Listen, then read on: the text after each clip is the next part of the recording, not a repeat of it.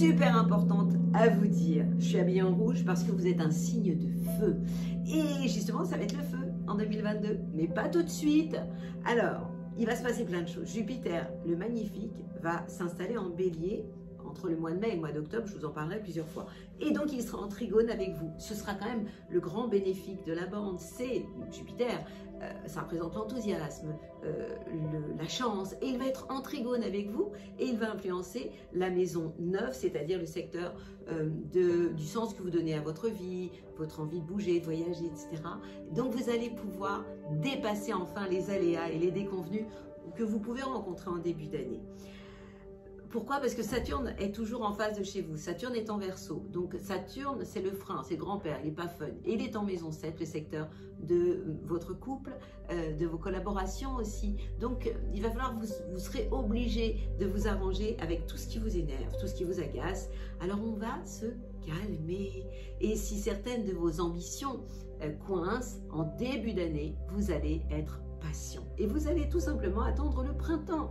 Pourquoi? Eh bien parce qu'à partir du moment où on arrivera avec ce bélier, ce Jupiter en bélier, ça ira beaucoup mieux. Mais vous avez aussi Uranus. Uranus est en taureau et Uranus est en carré avec vous et perturbe le secteur de votre carrière.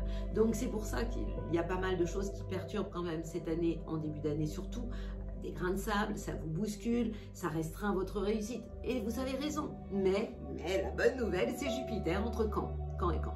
Entre le 11 mai, et ça va durer longtemps, hein, entre le 11 mai et le 28 octobre, lorsque Jupiter s'installe en bélier, il est en trigone avec votre maison 9, le secteur des idées, de la philosophie, au niveau de la vie, des voyages aussi. Donc ça ira beaucoup mieux, vous allez avoir des opportunités et vous aurez beaucoup de libération à ce moment-là.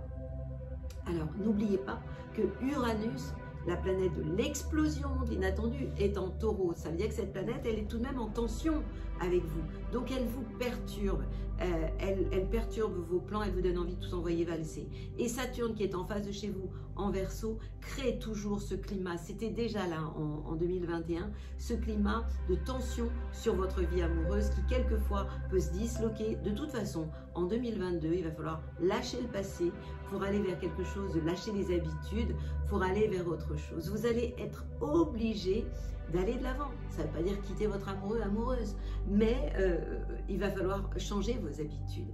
Alors, si vous avez un manque d'opportunité ou de facilité en début d'année, restez patient, restez calme, parce que la bonne nouvelle, c'est que au printemps, début mai, Vénus, la planète de l'amour, va aussi s'installer en bélier. Elle sera en trigone avec votre signe et elle aura une influence sur le domaine des voyages, de votre manière de penser, votre philosophie de la vie. Et ce sera un déclic libérateur. En fin de mois, de mai, puis au mois de juin, puis début juillet, eh bien, on a la planète Mars, l'action, qui va s'installer dans votre signe à vous. Et ça veut dire qu'à ce moment-là, vous allez avoir envie de bouger les lignes de votre vie, de changer. Les choses vont devenir beaucoup plus évidentes. Et en été, Vénus, la planète de l'amour, ce sera à partir de mi-août hein, jusqu'à début septembre, Vénus va être dans votre signe aussi. Et Vénus, c'est la planète de l'amour. Donc, vous allez vivre de nouveau, amoureusement, des moments beaucoup plus sympathiques. Et vous allez gérer les choses plus finement, on va dire. Et surtout, vos amours vont retrouver à ce moment-là, pendant l'été, une nouvelle jeunesse, on va dire à partir du mois d'août, mi-août. Sur le plan social, en 2022, en début d'année, par moment, à cause de Saturne, d'Uranus, vous aurez l'impression de ne pas être à votre place, par une forme de malaise, mais vous n'aurez pas d'autre solution que d'attendre. Alors, il faudra juste tenir le coup, puisque quand je vous parle, vous voyez bien qu'au printemps, les choses s'arrangent. Donc, au départ, vous allez un peu ramer, vous détestez ça.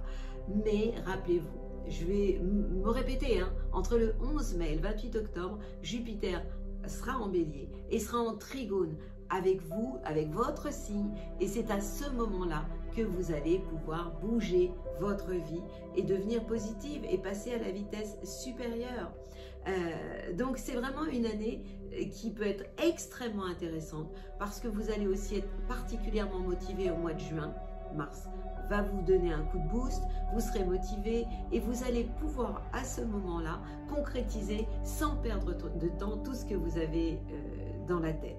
Alors, pendant l'été, il y a des moments où il va falloir faire un peu plus attention. À quel moment?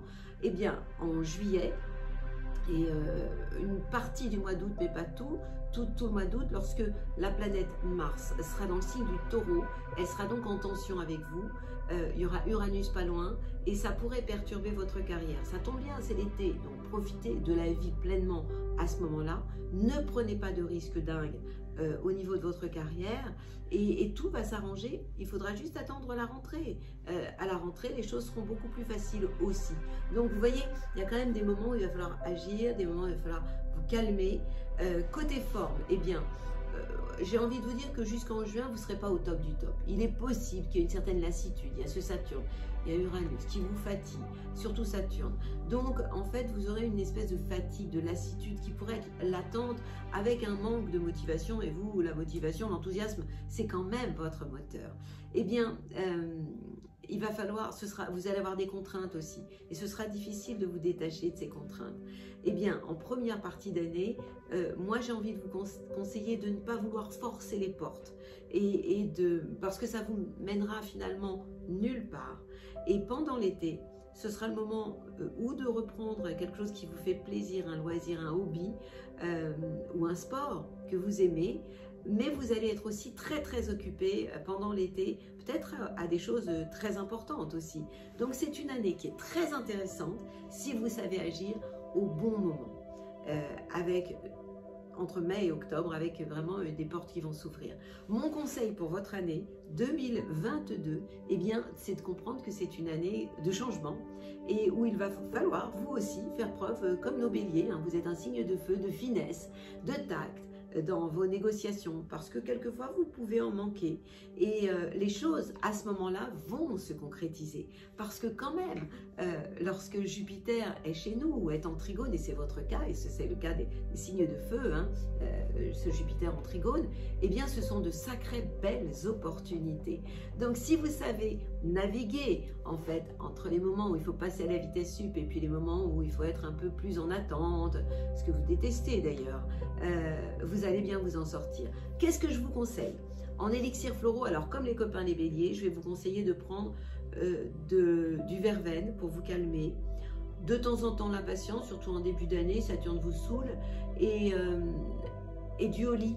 Holly, c'est les moments où vous êtes quelquefois en colère, hein. Vous, les lions, par moment, vous partez, vous êtes un peu trop chaud bouillant. Donc, Holly, H-O-2-L-Y, c'est pour éviter toute forme de colère. Je vous souhaite une année à la hauteur de votre crinière et de vos ambitions, évidemment. Et avec mes plus belles ondes.